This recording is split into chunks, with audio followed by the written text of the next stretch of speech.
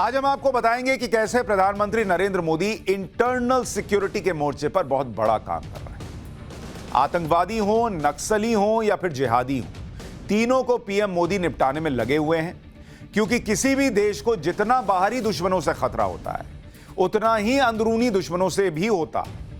मजबूत देश वही होता है जो दोनों तरह के दुश्मन से सख्ती से निपटे। देश के बाहरी दुश्मन के तौर पर हमें चीन और पाकिस्तान से चुनौती मिल रही है।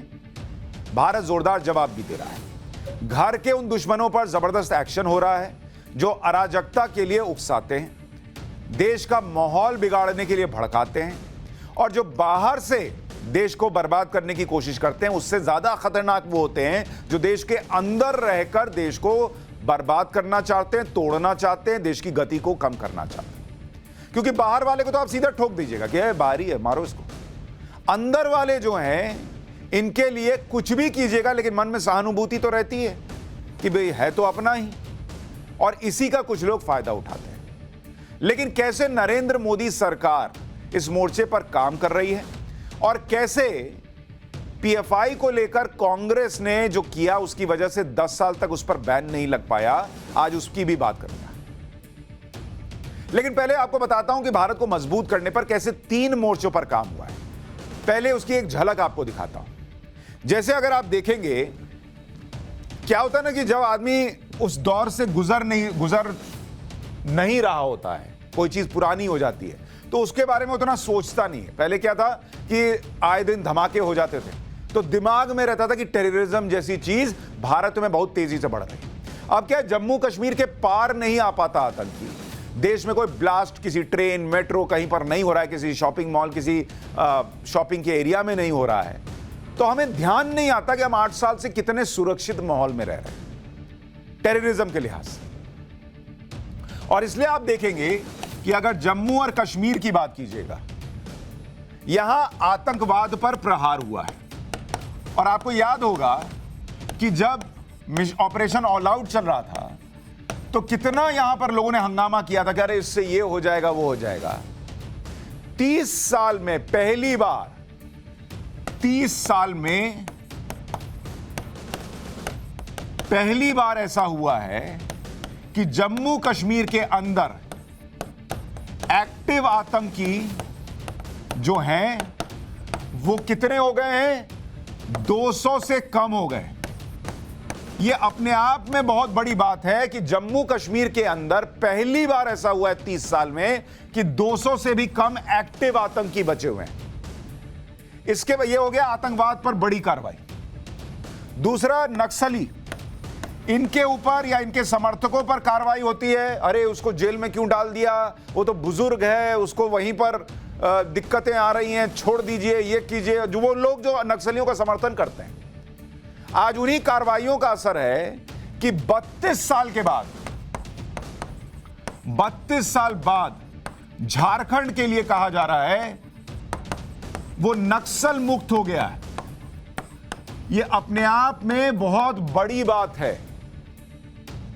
कि आतंकवाद पर इतनी बड़ी कार्रवाई हो रही है। नक्सलवाद में झारखंड जो है वो नक्सल से मुक्त हुआ है और कई हिस्सों में नक्सली प्रभाव कम हुआ है। और फिर तीसरा, आज पीएफआई पर जो एक्शन हुआ जिसमें 15 राज्यों में एनआईए ने छापेमारी की है। पीएफआई के सदस्यों के 93 से ज्यादा ठिकानों पर छापे मारे गए हैं। एनआईए और ईडी की कार्रवाई चली है। 106 से ज्यादा पीएफआई कार्यकर्ता गिरफ्तार हुए हैं। 45 को एनआईए ने पकड़ा है। पीएफआई पर अब तक के सबसे बड़े एक्शन की और डिटेल आपको पहले दे देता हूं। पीएफआई पर आतंकी गतिविधियों में शामिल होने के आरोपों से जुड़े कई मामलों में आज एनआईए और ईडी ने सबसे बड़ी रेड की। एकदम सुबह सुबह उठते ही ताबड़तोड़ एक साथ सब जगह एकदम घुस गए एनआईए की टीम और ईडी की टीम। इससे पहले कि लोग कुछ समझ पाते कि क्या हो रहा है, अरे तुम्हारे यहां पहुंचे नहीं पहुंचे, फोन करके कोई पूछता, धड़ धड़ धड़ धड़ सब जगह घुस गए। अलग अलग राज्यों में पीएफआई के बड़े नेताओं की गिरफ्तारी हो गई। सूत्रों के मुताबिक पीएफआई के राष्ट्रीय अध्यक्ष सलाम और राष्ट्रीय सचिव नसरुद्दीन इलाम राम और केरल के पीएफआई अध्यक्ष सीपी मोहम्मद बशीर को हिरासत में लिया गया है। दिल्ली के ओखला से दिल्ली पीएफआई का अध्यक्ष परवेज गिरफ्तार हो गया है। एमपी के इंदौर में एमपी पीएफआई का अध्यक्ष अब्दुल करीम बेकरीवाला पकड़ लिया गया है। असम के गुवाहाटी से असम पीएफआई के अध्यक्ष अमीनुल हक को पकड़ा गया है। महाराष्ट्र के मालेगांव से नासिक पीएफआई का जिला अध्यक्ष मौलाना सैफुर रहमान को गिरफ्तार किया गया है। राजस्थान के कोटा से राजस्थान पीएफआई अध्यक्ष आसिफ मिर्जा गिरफ्तार किया गया। तमिलनाडु के कुड्डालोर जिलाध्यक्ष फैयाज अहमद को भी पकड़ा गया। मेजर गिरफ्तारियां हुई हैं। मतलब अगर आप इसको पीएफआई के हिसाब से देखें तो उसकी कमर तोड़ देने जैसी कार्रवाई है। बेंगलुरु से गिरफ्तार एक आरोपी यासिर हमन की रिमांड के लिए एनआईए ने जो रिमांड कॉपी कोर्ट में दी, उसके मुताबिक कोर्ट को एनआईए ने बताया कि यह पुख्ता जानकारी मिली है कि पीएफआई के पदाधिकारी, सदस्य और काडर देश के खिलाफ साजिश रच रहे हैं। तो जो लोग सोच रहे हैं कि एनआईए हवा में कार्रवाई कर रही है, एनआईए ने बकायदा रिमांड कॉपी में यह दिया है कि भैया हमारे पास पुख्ता जानकारी है कि ये लोग देश के खिलाफ साजिश रच रहे हैं और तभी इतने बड़े स्तर पर कार्रवाई हुई है। आतंकवादी गतिविधियों को अंजाम देने के लिए ये लोग भारत के अंदर और विदेशों से फंड भी जुटा रहे हैं। तभी इस मामले में ईडी भी जांच कर रही है कि विदेश से फंड कैसे आ रहा है। ये लोग कई राज्यों में एक्टिव हैं, जिसमें केरल, तमिलनाडु, कर्नाटक, यूपी, दिल्ली शामिल हैं। इस संगठन के लोग मुस्लिम युवाओं को कट्टर बना रहे हैं। आईएसआईएस जैसे आतंकी संगठन में इनकी भर्ती करवा रहे हैं। आरोपी भी आतंकी गतिविधि में शामिल है और वो आतंकी हमला करने की तैयारी कर रहा था ताकि लोगों में दहशत पैदा किया जा सके। ये एक आदमी पर कहा है, सोचिए 100 के करीब लोग अरेस्ट हुए हैं। तो किस तरह से पूरा नेटवर्क जो आरोप लग रहा है, अगर वो सही है तो किस तरह से काम कर रहा होगा। और जब ऐसी गिरफ्तारियां हो जाती हैं, चलिए इसको थोड़ा अलग रख लें, और भी कई गिरफ्तारियां होती हैं, कुछ लोग हंगामा करते हैं, फलाना को टारगेट कर रहे हैं, ये कर रहे हैं, वो कर रहे हैं, लेकिन आप ये नहीं सोचते कि उसके बाद कोई आतंकी हमला नहीं हुआ, क्योंकि वो पकड़ लिया गया। जिस दिन नहीं पकड़ा जाता है ना और बम फूटता है, लोग मरते हैं, तब समझ में आता है कि उसको पहले पकड़ लेते तो ये नहीं होता। पहले पकड़ने का अंजाम होता है कि विस्फोट रुकता है। इसी में यह कहा गया कि आरोपी बाकी सदस्यों को आतंकी हमले की ट्रेनिंग देने में भी शामिल है। आरोपी समाज के अलग अलग वर्गों के बीच दुश्मनी पैदा करना चाहता है, वो सांप्रदायिक सौहार्द के माहौल को बिगाड़ना चाहता है। आपको पीएफआई के गुनाहों की एक चार्जशीट भी दिखाता हूं। कई दंगों में पीएफआई के सदस्यों के शामिल होने के आरोप लगे हैं और यह पहली बार नहीं है।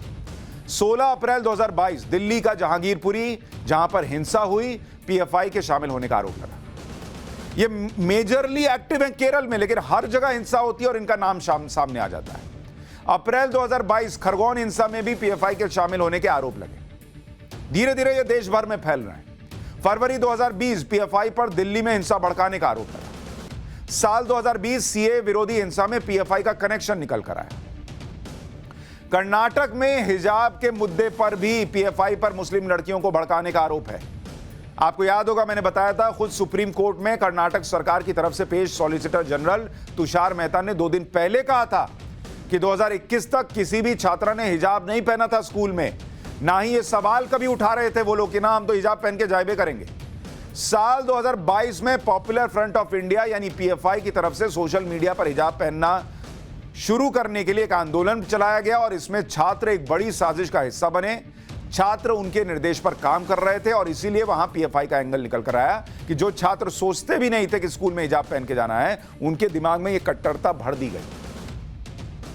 पीएफआई पर यह भी आरोप है कि वो भारत को इस्लामिक राष्ट्र बनाना चाहता है और इसके लिए उसने 2047 का टारगेट रखा है। इसी साल जुलाई में पटना के फुलवारी शरीफ में पीएफआई के दफ्तर पर छापेमारी हुई थी। 8 पन्ने का दस्तावेज मिला था। आपको याद होगा, इस डॉक्यूमेंट में 2047 तक भारत को इस्लामिक राष्ट्र बनाने की बात कही गई थी। अच्छा, जो लोग ये सोचते हैं कि ये इस्लामिक राष्ट्र वाली कहानी है, अभी उनको 2012 का एक सबूत दूंगा। कैसे, बता रहा हूं। 2012-2014 का, इसमें कहा गया है कि आजादी के 100वें साल में सत्ता मुसलमानों के पास होनी चाहिए। दस्तावेज के मुताबिक भारत में मुसलमानों को बहुसंख्यक होने की जरूरत नहीं है, बस 10% मुस्लिम साथ आ जाएं तो बहुसंख्यक घुटनों पर होंगे। इसमें लिखा था कि अल्लाह के कानून को स्थापित करना मुसलमानों का धर्म है और मुस्लिम ही इस धरती के राजा हैं। पटना में हुई छापेमारी में जो दस्तावेज मिले, उसके मुताबिक 2047 तक इस्लामिक राष्ट्र स्थापित करने के लिए 4 चरण का प्लान था। पहले चरण में मुसलमानों को पीएफआई के बैनर तले लाना था। भर्ती के बाद उन्हें हथियारों की ट्रेनिंग दी जानी है। दूसरे चरण में फोर्स तैयार होने के बाद ताकत दिखाई जाएगी। संविधान और अंबेडकर की आड़ में नेटवर्क को बढ़ाया जाएगा। इसके लिए विदेशी मुस्लिम ताकतों से फंडिंग कराई जाएगी। तीसरे चरण में चुनाव जीतने के लिए एससी, एसटी, ओबीसी का इस्तेमाल होगा। हिंसा करने के लिए हथियार और विस्फोटक लगातार जमा किए जाएंगे और प्लान के मुताबिक चौथे चरण में पीएफआई मुस्लिम समाज को लीड करेगा। सत्ता में आने के बाद पीएफआई हिसाब से काम करेगा। पुलिस और सेना में पीएफआई के लड़ाके भर्ती कराए जाएंगे और जो इसका विरोध करेगा उस पर एक्शन होगा। पीएफआई पर अब जो मैं आपसे कह रहा था कि कुछ लोग कह सकते हैं अरे ये तो ऐसे ही डाल दिया कि इस्लामिक राष्ट्र बनाना चाहते हैं, ये है वो है। मैं आपको 2012 में ले जा रहा हूं, साल 2012 में, और ये भी आपको इसलिए जानना चाहिए कि कुछ लोग ये भी कहते हैं कि ये बीजेपी की साजिश है, ये नरेंद्र मोदी की साजिश है, ये मुसलमानों के खिलाफ है। बॉस सुनिए, पीएफआई पर साल 2012 में ही केरल में कांग्रेस की ओमान चांडी सरकार ने हाईकोर्ट में एक हलफनामा दाखिल करके यह कहा था कि कट्टरपंथी मुस्लिम संगठन popular front of India band संगठन सिमी यानी students Islamic movement of India का एक और रूप है।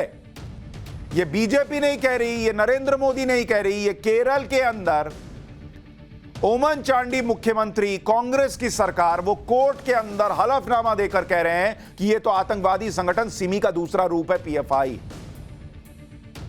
उस केरल के अंदर कह रहे हैं जहां पर बीजेपी तो उस वक्त सत्ता में कहीं जीरो थी, अभी भी जीरो ही है, उस वक्त तो और खत्म थी। हलफनामे में यह कहा गया था कि सिमी के ज्यादातर पूर्व सदस्य ही पीएफआई को संभाल रहे हैं और उनके ज्यादातर काम देख रहे हैं। यह साबित करता है कि पीएफआई ही सिमी का एक दूसरा रूप है। सरकार ने यह भी कहा था कि पीएफआई देश की सुरक्षा और संप्रभुता के लिए खतरा है। हलफनामे में यह भी लिखा गया था कि 27 मर्डर केस में पीएफआई के सदस्य शामिल हैं और ज्यादा मर्डर केस सीपीएम और आरएसएस काडर के हैं। सरकार ने यह भी माना था तब कि ज्यादातर हत्याओं का मकसद सांप्रदायिक था। यह कांग्रेस की ओमन चांडी सरकार ने 2012 में कोर्ट में कहा था। दरअसल पीएफआई ने केरल के 4 जिलों में पुलिस से स्वतंत्रता दिवस के दिन आजादी मार्च निकालने की इजाजत मांगी थी, लेकिन पुलिस ने इजाजत नहीं दी। यह कहा गया कि इससे कानून व्यवस्था को खतरा हो जाएगा। केरल पुलिस के इसी फैसले के खिलाफ पीएफआई ने हाईकोर्ट में याचिका दी थी। साल 2012 में केरल में कांग्रेस सरकार पीएफआई को देश के लिए खतरा बता रही थी, सुने ना अभी आप।